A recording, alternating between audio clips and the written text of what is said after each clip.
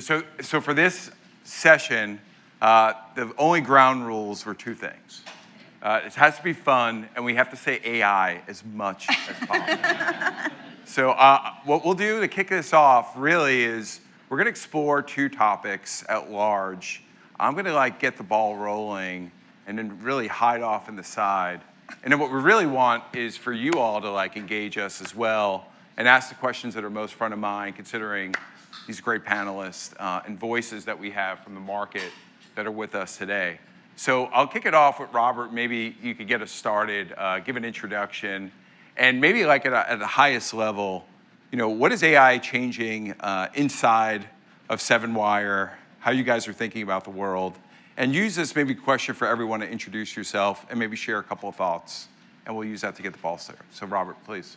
Sure. Well, great to be here. Thanks for having me. I'm Robert Garber, managing partner at 7Wire, based in Chicago, and I've been doing this for almost 30 years, and so AI looks kind of new and shiny to me. I think, look, I separate what we've been doing in healthcare for the last 10 years, healthcare innovation, especially in digital health, where I spend most of my time, is largely digitization. We're taking offline approaches, treatment methodologies, clinical approaches, and putting some magic technology pixie dust on it. AI really has the promise of being transformative. How do we actually break down some of the barriers to reducing costs, improving quality, measuring it, scaling it, and doing it for a population that still struggles with access and affordability and health literacy. So I think that's really the big unlock, is this might actually give us the first set of new tools to really transform how healthcare is delivered. Great. Well, we'll come back to those tools. Aleece, you've done so much here in the community through the HX Venture Fund, so please share a little bit about yourself. And same question about what you're seeing from a standpoint of investing in funds. Yes. And how that topic is driving conversation. I want to win the game first. I'm going to say AI. Drink. AI. Okay, so very happy to be here today. My name's Aleece Hobson. I'm with HX Venture Fund. We are a Houston-based venture capital fund of funds. So our business model is centered around commingling capital from different very large corporations here in Houston, Houston Methodist and Rice University being two of those groups, among others. And we commingle that capital and invest into venture capital funds themselves rather than companies. And we invest in funds across the nation, ranging from seed all the way to growth equity investment stages in various sectors, but life science being about 40% or so of the portfolio. So I have a lot of insight into what various managers are looking for with regards to the different investment stages of digital health companies. And then I have the very fun job of interfacing with our limited partners. They're the different innovation groups within these corporates to understand their innovation initiatives, and then play matchmaker when I see synergies aligning between companies either here in Houston or in our broader portfolio and our limited partner group and venture capital group. So always looking to see how we can be helpful to digital health startups and others here in Houston by facilitating relationships that could lead to pilot programs, customer relationships, direct investments, strategic partnerships, and so on and so forth. And so I think, as Robert had just mentioned, AI is definitely the hot topic, the hot button that all of our managers are really looking at. And I think with regards to company formation, managers are really looking to see if you're going deep, not just putting a wrapper of sorts around ChatGPT and calling it an AI company. Do you have proprietary data? Are you building out a moat that will allow your company to scale and remain defensible from just being copied by a large EHR like Epic or Oracle or Microsoft or something. So it's really about building companies that not only are transforming the healthcare space, but can also be in it for the long run. Yeah, it's such a great point too, as we see like under the hood and thinking about agents who are doing the work and like how people are packaging up their technology. Kathryn's joining us, coming back home to Houston, lives in Austin now with 406. So Kathryn, thanks for being here today. Same question, and within your introduction, please. Yeah, no, really excited to be here. It's always good to be home. So 406 Ventures, we're actually a Boston-based firm, though I'm lucky to be based in Texas now. But we focus on investing across 3 different verticals. So healthcare is half of our investment activity, and that's where I spend all of my time. But we actually have other colleagues who focus on vertical agnostic tech, so data and AI and cybersecurity. So I feel lucky that we have colleagues on our team that have actually been investing in AI for 10 or 15 years now, and kind of bring that expertise as we think about how it evolves in healthcare as well. And we typically invest relatively early, so seed and Series A stage investing. And I mean, yeah, I agree with what's been said. It's certainly, I think, changing things very quickly. I think, certainly lots to say. Maybe 2 things I'd highlight. One is that where we have been focusing a lot lately is, again, often with the benefit of our data and AI team, thinking about what is the underlying infrastructure that's needed to really be able to, for enterprises to be able to adopt data and AI. All of our companies on the healthcare side if they're technology companies, are selling into large health systems and health plans. And, a lot of them, and particularly on the payer side, are just not ready to adopt AI, or they want to build it internally. They want to, there's a lot of caution around it. So a lot of our investments have focused on making sure that they have the underlying data infrastructure that's required to either build internally or to adopt other solutions. But I will say, just kind of the broader market observation is, I'm sure we've all seen it. It is really kind of crazy, some of the deals that are getting done in terms of kind of valuations kind of skyrocketing around some of these kind of flashy AI companies. And it's interesting to see what happens, because I'm sure we'll also talk about commoditization. You've already seen, it's a double-edged sword, where it's easier than ever to stand up a lot of these solutions, but that means that, as Aleece said, you have to be really cautious about what the moat is, and also as an investor, can you really see the path to $1 billion or $2 billion exit, which is what's required by some of these entry valuations. So there's definitely a lot to think about. Yeah, I can relate to that. The number of messages over the last few days with ChatGPT's recent release and what that means for some of the agent builder companies, speaks to the speed and velocity of what's happening in the market. Next, we have one of my former colleagues and favorite people.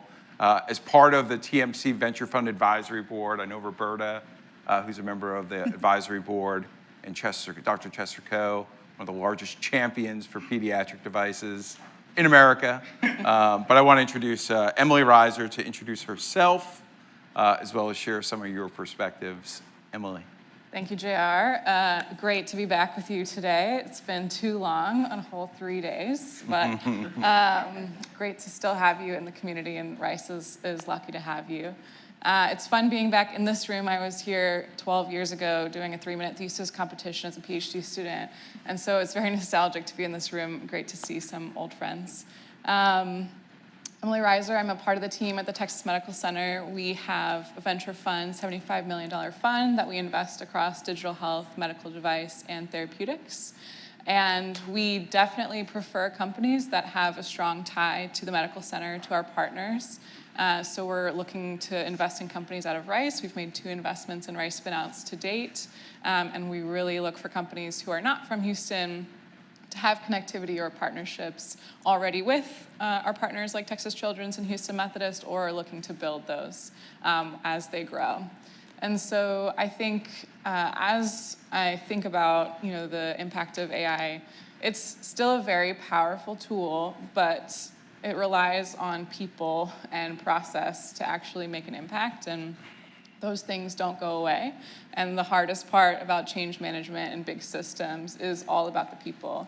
And so that's why we really rely on these voices in this room to help us to understand, is this solving a true problem, and is this something that can make sense with the people and the processes that you have today and the roadmap that you're looking to build for the future. So AI isn't solving our people problem in terms of change management and behavior change that innovation requires. And so there's still a lot of work to do on getting the people part right, both as companies are building themselves and as they're developing tools to solve problems for their customers. Yeah, thank you, Emily. And I think like that's a big piece of what we're seeing with some of the value prop and how folks are positioning in the market. Taylor, we'll round it out with you. Welcome back to Houston. Please share a little bit about you and talk about what's changing from how AI is shaping the discussion. Yeah, thank you. I appreciate it. And Emily, I appreciate that you said being in here was nostalgic. Yeah. I've heard other people describe their PhDs as maybe more PSD or PTSD-like. I've had enough time to process yeah, the that's PTSD. impressive. Yeah, I've moved That's on. impressive. So my name's Taylor Bench. I am based in Salt Lake City, Utah, and came down here because I'm really excited about what's going on with Rice and HMH. And one of our portfolio companies is here as well. So you heard from Brian earlier talk about Salus, Brian Parrish, and we're really excited about what he's doing, and in addition, excited about the combination between Rice and Houston Methodist. Background-wise, earlier today, one of the speakers, I think, did some math describing himself, and he said he was 90% or 99% Houston Rice and 1% Houston Methodist, I think. 90-10. Yeah, 90-10. So that resonated with me in terms of background. I would call myself maybe 30% in the academic space. I spent 10 years inside of a university tech transfer office, and then another 15 years outside in the business and fund management. So that's maybe another 40%.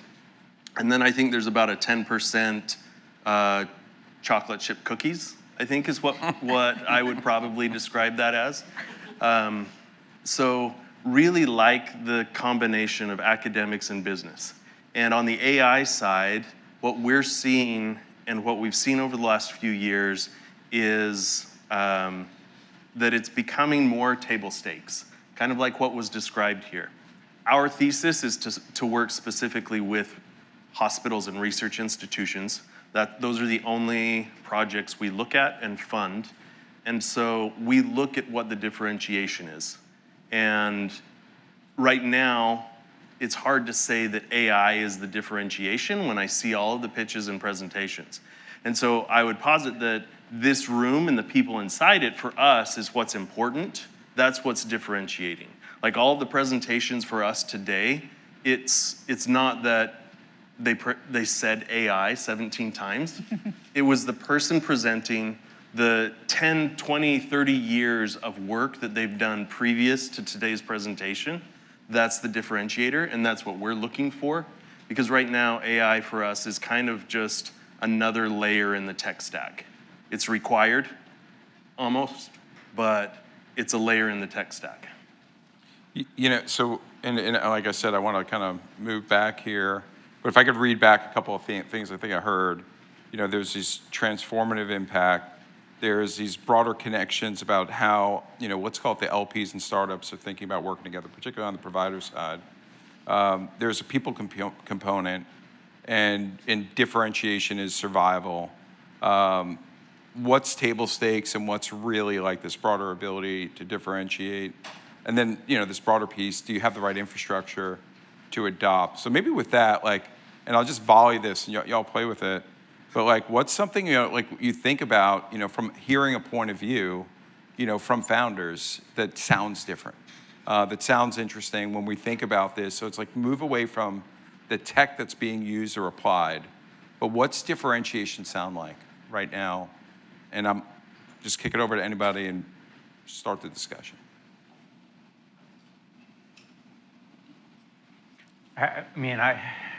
I think it always starts with the problem and never starts with the tech. I would argue that in the years I've done this, almost none of my companies have ever failed on the tech side.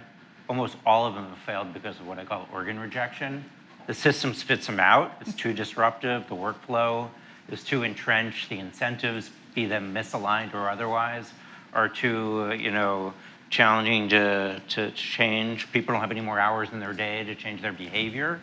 And so I think it really starts with, are they solving a problem in a differentiated way? And in a way which you could argue is going to minimize the amount of friction, right? So like, we all know how hard it is to get people to do what they should do in any walk of life. Getting providers, for example, to change their behavior. I had hair before I used to do that. And so you probably had hair at one point. So it's really hard. And so, I think, we have grand expectations of how we can break glass and change things, but it's really challenging in these big organizations. And so I'm very careful about sort of seeing the mirrored ball and getting me all bedazzled, and then realizing that, the reality is that we are working with incumbents that move slowly and are hard to change. Yeah. I think building off of what Robert was just saying, for me, when I'm speaking with founders, I feel like a huge differentiator is founders who are willing to listen. Not all are, right? And they think maybe like, but obviously, your technology and your startup is your baby, and my baby's beautiful, and, don't change anything about my baby. But I feel like the founders who are willing to listen and pivot early are those that are the most successful. So that's a huge differentiator when I'm speaking with founders, and I think when our underlying funds are diligencing companies as well. I love that in terms of differentiator. Like the pivoting, so critical at the early stages. So that is super important combined with the problem that you were talking about. You have to have that problem statement. Today when I was listening to presentations, the notes that I have and the thought that I had was many of the people probably in this room and that we're presenting are getting paid by granting agencies to ask questions like, what if we could do this with technology? Or imagine if we could solve this problem with technology. And I think a lot of the people here get paid by LPs or other investors in our funds to ask, so what and who cares? And it seems so like, well, that's offensive, but that's the question I'm getting paid to ask is, so what and who cares? And so that pivot, though, I think, is being able to then ask, okay, at the end of all the presentations, the last slide is answering that, so what and who cares? What's the problem, basically? And therefore, who pays? Exactly. Well, yes. Yeah. Right. And it is hard as, technical founders, academic founders or clinical faculty who are working with patients, and it feels very inherent to them, and that's why they got into the field. But it doesn't, the passion that you have for even the problem isn't going to create a business and isn't going to create an outcome that a venture capitalist is looking for to partner with you on this journey. So it has to make sense all the way through the so what, who cares, and why, and how much. Yeah, I totally agree. And I think similar to what everyone else is saying, I think really understanding the persona and kind of the psyche of the buyer. And just as an example, we've, I mentioned payers before, and we're hearing a lot of reluctance on anything related to AI from payers. In fact, one executive at a health plan said that when he talks to startups, he advises take out AI from the presentation. I don't want to hear it.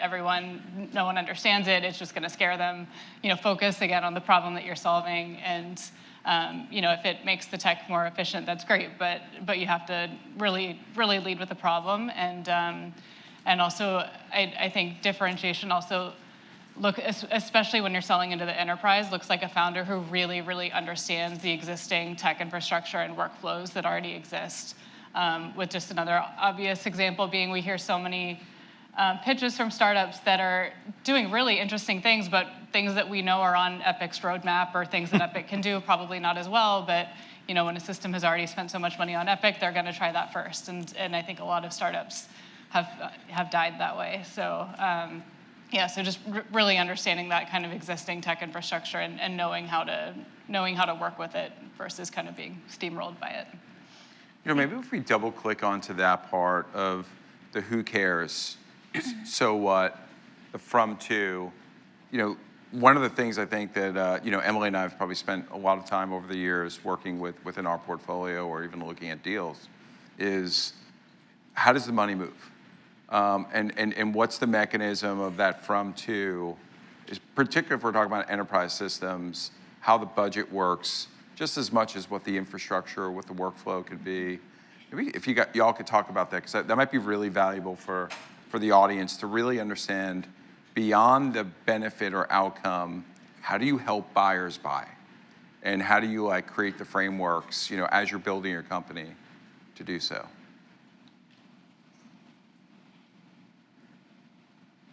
I think it's always important to recognize that for the most part, budgets are a zero-sum game. And so there are piles of undeployed, unallocated money that's designed for technology. And so somehow you need to create an argument around how you're doing something better, faster, cheaper, more efficiently, and that and this is going to alleviate other cost centers you have, and especially in this day and age where cost is everything. That's all we ever hear. You talk to a payer and today, you talk to a provider, and all they're concerned about right now is how do we break trend. I talked to a Fortune 500 company the other day, 20% year-over-year cost increases for their healthcare. They don't know what to do, right? So if you go to them with the best, shiniest widget, they really don't care. What they want to know is how are you going to help them save money? And I think the same thing happens in provider systems is people really want to know how do you help them do more with what they have or less? And so I think people make the assumption if they come in with this great solution that money just materializes, and that's just not the way. That means somebody else's budget is going to get cut to make room for this, and it's a reality of our system. We're under-resourced, and so you really need to be very focused on that value proposition. And what we're seeing also is a real emphasis on short ROIs. It used to be 3 years. Now it's show me in 6 to 12 months that you're generating hard dollar ROI, not soft dollar. Soft dollar would be reduced absenteeism. That's hard to measure, or increased productivity. We're talking about lower claims costs. That's hard dollar ROI.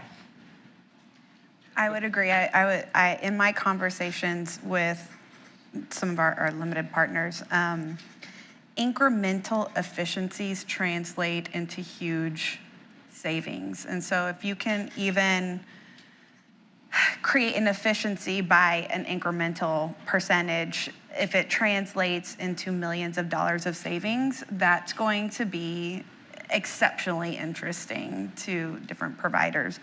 I also think that just being able to create real value, showing that you are addressing a real need is exceptionally important, because there are lots of, like Kathryn was saying, lots of companies that could just be copied and adopted into Epic. But what if you had a very easy way to plug into Epic, partner with Epic, create value for Epic, and therefore creating value for other systems? I think that's also a way that can provide exceptional value for some of these groups. And so those are kind of 2 points that I've seen. Some of the discussion we've been having around that on our team is we work with over 200 universities that are all funded, their research is funded by the government.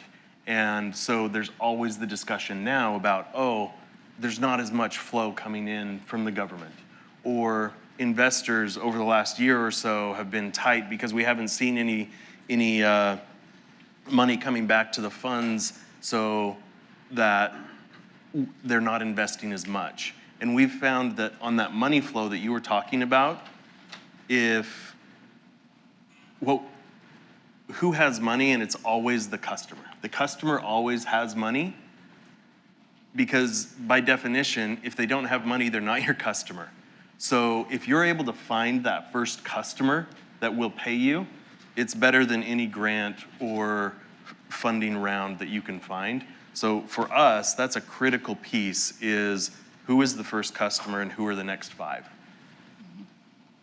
Yeah, I think about, Is it okay if we ask questions? go for it. I'm itching for it. So I think, just to be kind of help out, there are folks who want to start companies, so I want to kind of maybe change the flow of discussion slightly. There are many things we could do and not do, and so on and so forth. So first thing, I think just as a little bit of an observation, some of you are PhDs, so you know exactly what I mean.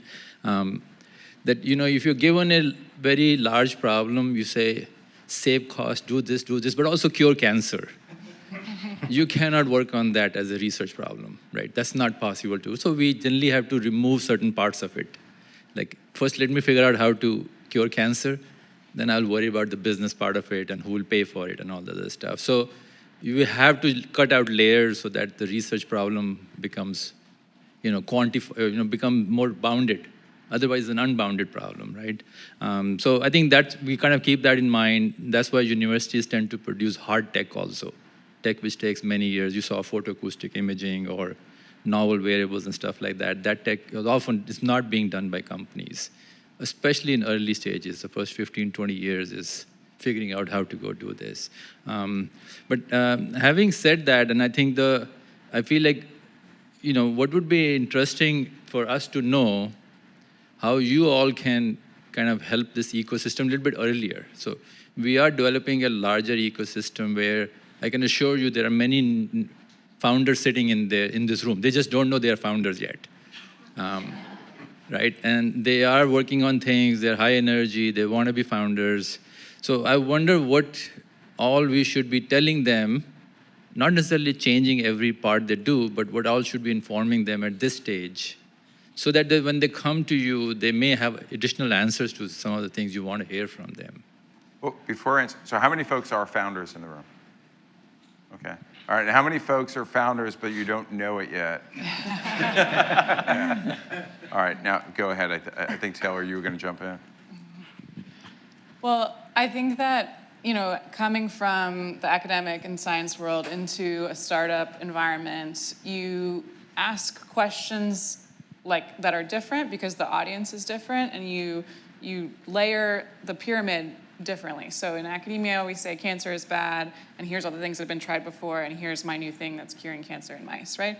But in the business world, we go the other way around. The problem is this, and it's a really specific thing, and these are the types of customers that have it, and this is why my thing is the right solution, and this is why we're gonna be better than Epic, or why Epic won't do it, or whatever. So, the first part about transitioning from an academic paradigm into a business is trying to ask the right questions, and that starts with the problem, which is why this platform is so powerful to integrate with the clinical leaders and the people that are leading on the data side and understand the problems, and integrating that with the technical academic founders that have the opportunity to apply really new ways of thinking to those problems.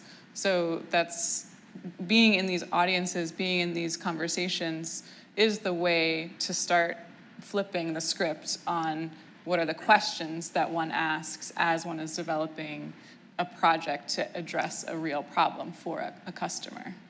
I mean, last month we organized another workshop on digital health, and somebody from GE was here.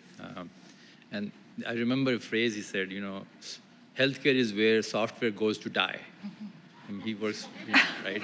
So, and I think there is some truth to that, because if you think of a drug distribution model, pharmacies are there. We know the distribution model. You put it in a bottle, you can distribute drugs. There is CVS everywhere. But the software distribution model is not there, because that's what the hospital software was built for, right? And unfortunately, Epic is the thing which is that doesn't really care about what others do, right? So, and it's a bigger thing. So I think software part of the system, which is AI, is just another piece of software. I think the distribution models are quite challenging, and are there solutions or ray of hope emerging in those distribution models, which means how hospitals adopt those new pieces of software?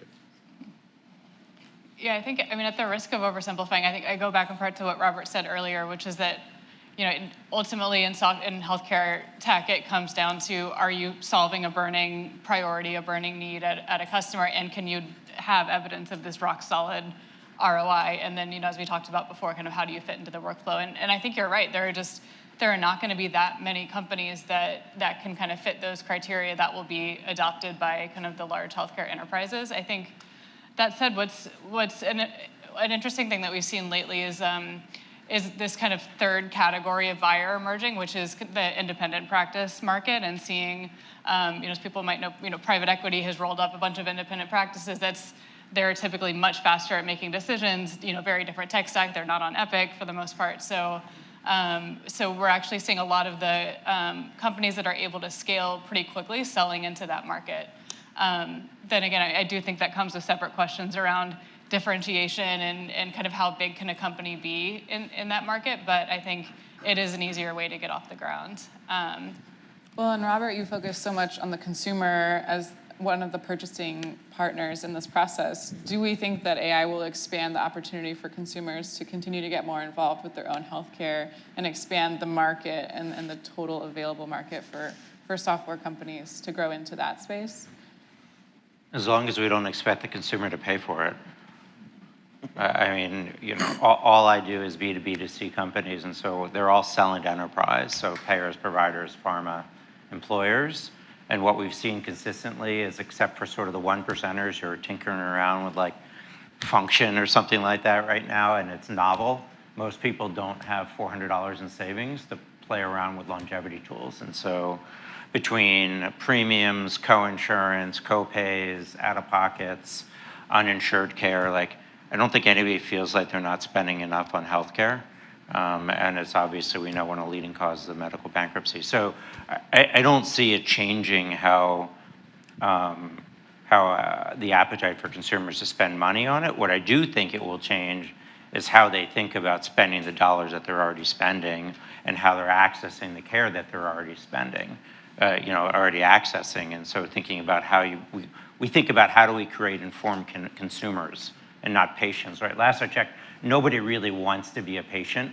The patient is the idea of being a pincushion in the cog of the system, right? We've all had that experience. The reality is that we think about every other market that we play with, like picking a hotel, buying a car, buying a microwave, buying a new phone, whatever. We're a consumer that's marketed to. We have information, we have pricing transparency, we can compare features, we're literate, or we can go online. Even going online and trying to figure out which doctor to pick is pretty opaque. So I think that's what's going to change.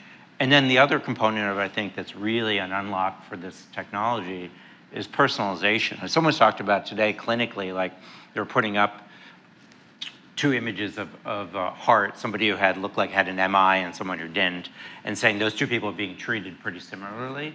That's one of the biggest problems is we have a cohort-based system where if 2 people have diabetes, they're fairly likely to be treated somewhat similarly. And yet there are so many things that make those 2 people very different that we can be providing much more personalized care, both clinical and lifestyle oriented.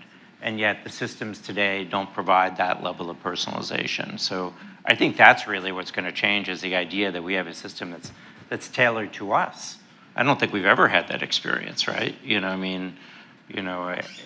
You search one thing online for a coffee maker you want to make, and suddenly there's an advertisement in every other website you go to trying to sell you that coffee maker or their coffee maker. That personalization is eons ahead of what healthcare does. And I think that's where AI will step in, right? And really create that level of personalization that most consumers and patients and customers are looking for. We have a number of portfolio companies throughout our 2 funds that we're managing that are going deep in the personalization and the customization using AI to do that with with so many different aspects of healthcare, whether it's managing diabetes or speech pathology or physical therapy, whatever. They're going in and tailoring customized plans, and we're seeing really great initial success, good numbers coming up with those companies that are going deep in the personalization component. Aleece, I want to comment on that. with the lens of the question that you asked with this group. On the personalization with AI, I love what you're saying there. And a tactical way for me to utilize AI, I would suggest to this group about how to become a founder or what you do as a founder. And I would suggest to this group, if you're looking to start a company, go find a co-founder. And you may ask, okay, how do I do that? How do I know what the co-founder should be like? It's probably going to be a gap analysis of you as a person and where your strengths are, because your co-founder should balance those out. And so I did this experiment on AI, personalization-wise, asking it to basically tear me apart emotionally. Like, hey, where are my gaps? What am I missing? But I've used ChatGPT so much and asked it so many questions, it was able to, in a scary way, tell me how much of an idiot I was in certain aspects of life. And if you're strong enough, I would suggest doing that, strong enough emotionally, like ask it, hey, where are my gaps? If I want to be a founder, this is my background. Give it your background. It may know you already because you've asked it a ton of questions. But then say, who is a good co-founder? What is that profile? Because if you've got a good co-founder and the people in this room are able to mix with a good co-founder, that's a really good recipe for a successful company. Yeah, I'll shoot. You know, if I build on your question or take it a different angle, I think one of the things I heard or a question there is, how important is it in how you craft your go-to-market? It's one thing of like problem discovery, but then ultimately taking your, that commercialization process to whether it's customer one or building out like your go-to-market. Maybe y'all could offer some advice to all the founders in the room about how to think through that, or where to emphasize or spend time, because I don't think, like in my experience, it's been, particularly on the clinical side, it's a place where folks have spent enough time to think about how do you help a buyer buy, and like how do you actually engineer that part with a set of hypotheses, set of learnings, and then how to organize some of those things. So I'd love to get some perspectives. I'll be short, yeah, but I have an opinion on that, because coming from spending time trying to spin companies out of a university, I would propose that most of the people here are not the ones to answer that question. It's their co-founder. It's your co-founder that will answer those questions of how do I go to market, how do I sell something, how do I get a customer to buy, how do I create a financial forecast. Like, in my experience working with hundreds of amazing inventors, it's so much more effective if you've got a co-founder that balances the science and the amazing work that is done in this institution, these two institutions. So, all right, let's poke at that then. If that's true, so then figuring out what that right complement becomes important. How do you help tell the story to get that person then? How would you think about that, Taylor? Like, I'm curious. So that was my job in the tech transfer office. So I would say, go to Patricia, go to Andrew, go to Belisa, go to John, depending on what institution you're at. The tech transfer office here is your friend. They will help you find those people. They have programs to help find your co-founder, but depend on other people. Like, you don't have to go it alone. Like, you have so many friends in this room that could help answer those questions. That would be my suggestion. Yeah. Emily, I'm sure you have a perspective on this through some of the things over at TMC. Well, I definitely agree. Ask for help early and often. And, in the technical field, we have a lot of time in analysis paralysis trying to get it right before we go to our advisor or collaborators, right? So, start earlier and do it more often. But there's also plenty of PhD-trained scientists that have transitioned into this career. So if you do want to be the person that does it, you absolutely can. And the way that you have to start getting at the who's my buyer question and how do I get to them is, what is the smallest chunk of my proposed buyer that I can initially work with? So, it's not like Houston Methodist is not a person that you can work with, right? It's a person who's running a part of the institution or a particular clinician that's working on the problem that you're trying to solve that you might be able to partner with. And so identifying, okay, I have a thing that can work in accountable care, and so I'm going to work with that group, and I'm going to find my champion, and we're going to build this, problem and solution together.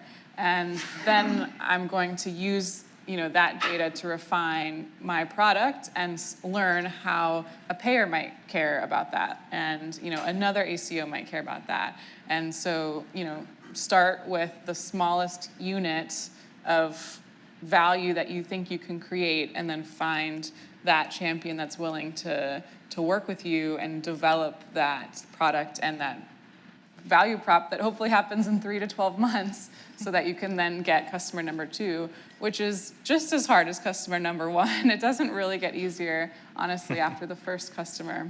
Well, I think that's why the power of network cannot be overstated enough, because, that's what I'm really focusing on, right, is making these introductions for founders to get their foot in the door with the Houston Methodist, with the Memorial Hermanns, with the, the different organizations here and broadly. And so power of network, I feel like, cannot be overstated enough.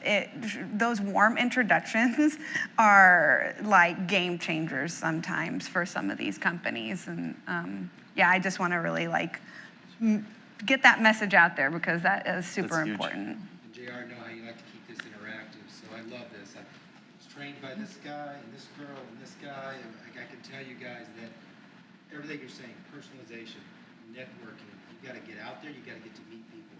You got to listen to your customer. They're going to tell you what they need, what they want. You got to be able to pivot and adapt. That first customer is tough to get, and that first customer should be treated like an early adopter, like a collaborator, like someone who's going to be your influencer. Then you move to your second and third customer, same thing, to drive that, to get you to start to adapt and move your product out of your singular focus. I came into this with the focus of, as I mentioned earlier, eliminating medical errors. Now my software is evolving to include a lot of different other things that my end users are asking me. Because I promise, if I would have just stuck with preventing medication errors, determining an ROI on that is so challenging. So I have to follow and pivot with what you're saying. So it really rings true to what you're saying. One of the best things I did, I've told you, is I found Luma Sukar, my co-founder. She is the yin to my yang. We are completely different. This girl's much smarter than I am and much prettier than I am, and she's much better than I am. She really compliments me well.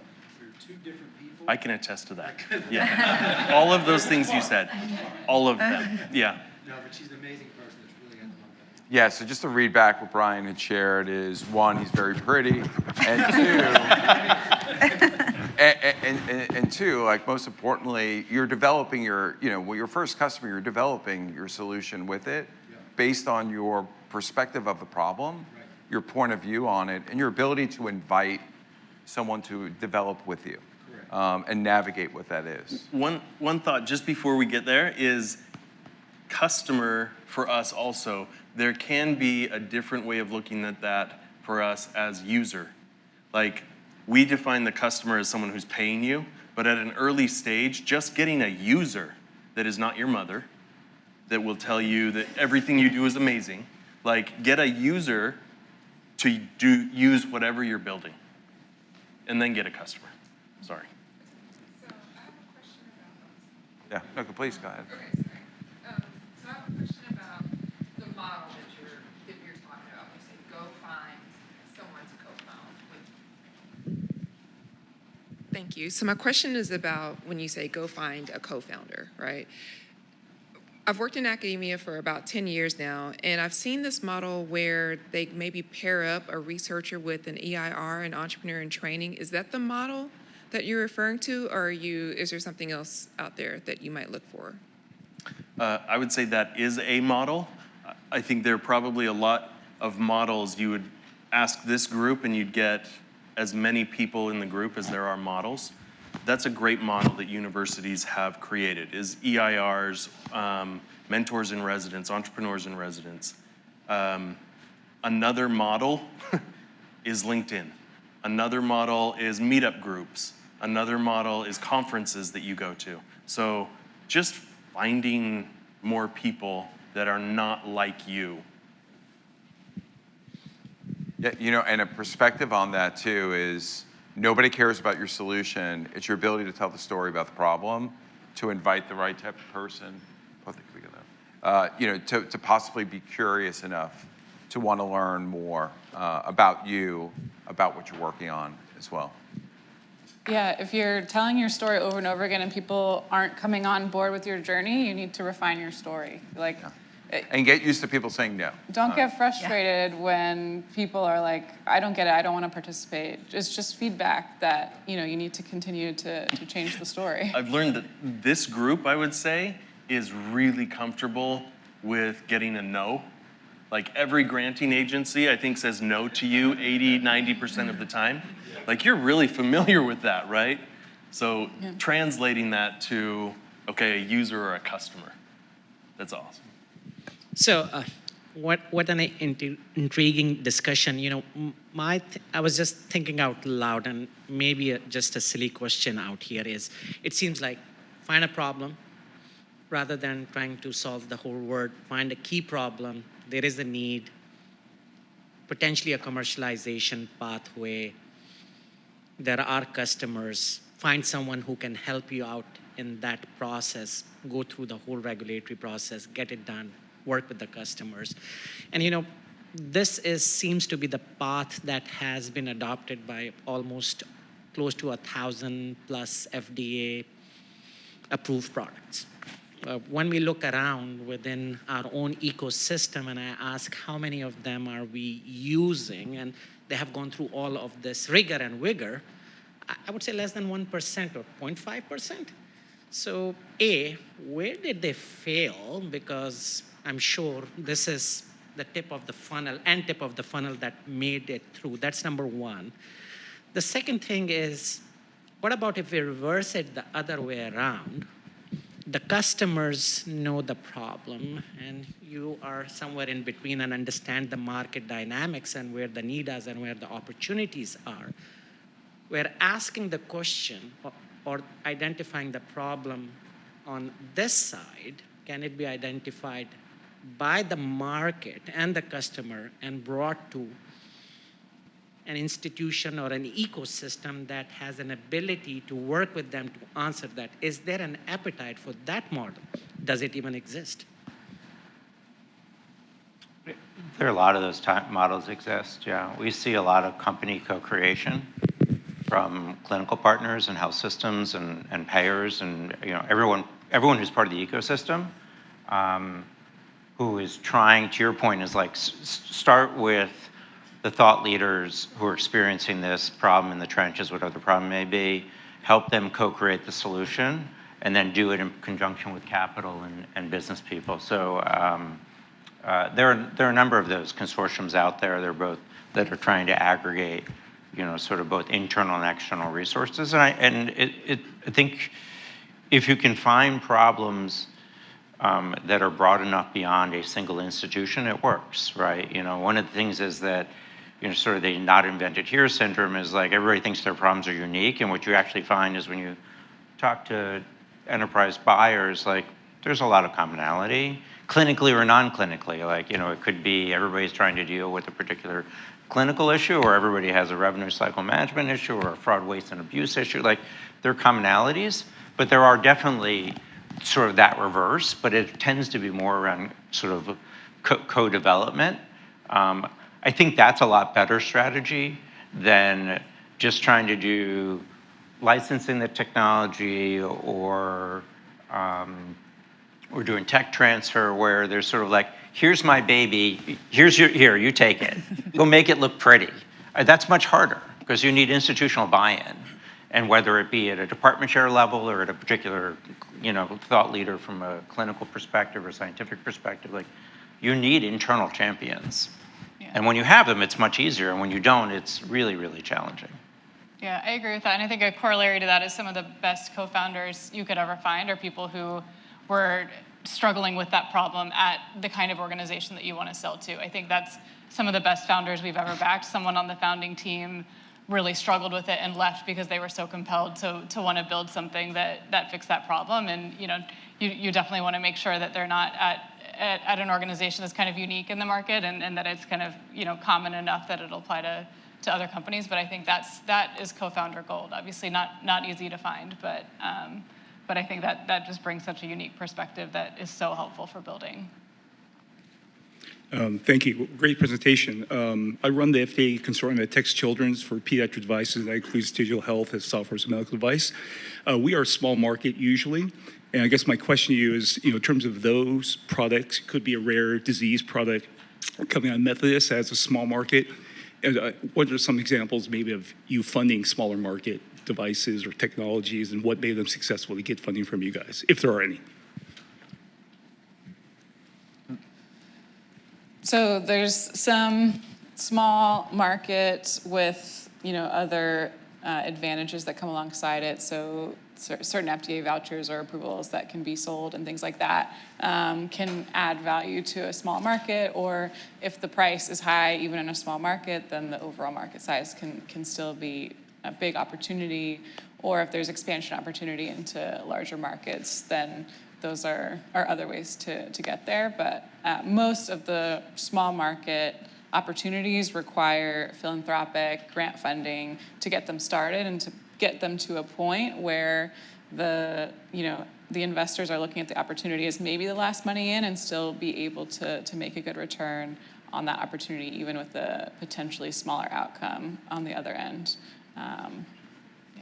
It's a great question. Yeah, and I totally agree with that. I think it's tough, but I think one of the benefits of AI potentially is that it depending on the company, it can be a lot cheaper to build than it used to be. So I think that's another piece of advice I would have for founders out there is, I think a lot of people view raising venture funding as the goal in and of itself sometimes, or it's easy to get into that mentality if you're fundraising, and that's the right path for a lot of companies, but especially if it's a smaller market, or even if you just have the capability to build something with less capital, it's also a very good spot to be in, to own a lot more of your company and control your destiny. And then, you could do a lot better, with a smaller exit than you would have done, if you'd owned a tiny piece of your company, having raised a bunch of capital, and then, you could be underwater even at a headline number that looks pretty good. So.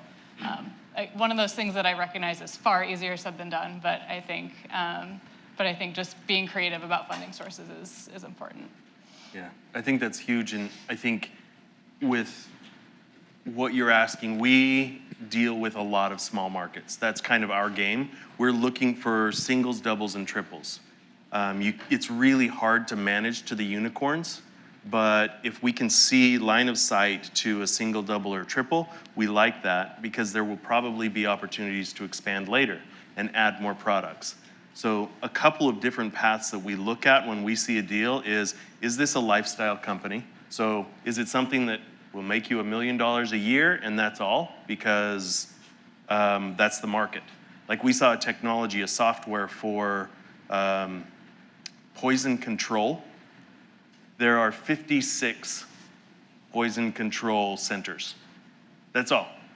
So if you're building software for them, you know who your customers are. But the software company in that business is making about $1 million a year.